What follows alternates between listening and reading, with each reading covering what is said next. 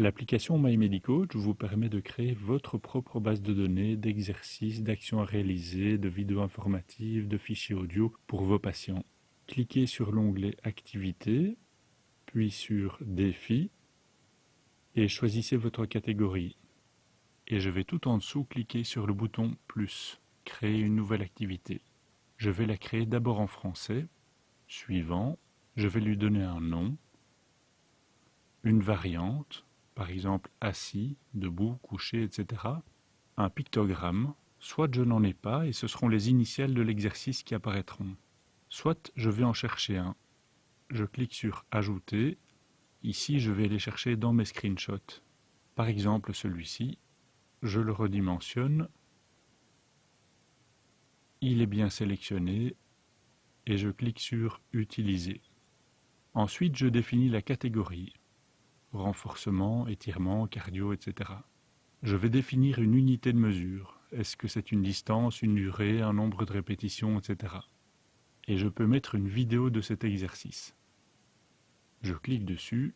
Ici, je vais coller l'URL de partage de cette vidéo. Elle doit être soit sur YouTube, soit sur Vimeo. Si c'est votre propre vidéo, il faut la mettre soit en public, soit en non répertorié, mais pas en privé. Si elle est en privé, votre patient ne la verra pas. Je clique ici sur Partager, puis Copier le lien. Je reviens ici et je colle l'URL.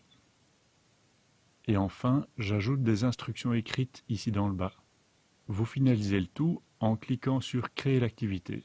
Vous pouvez ensuite ajouter une traduction.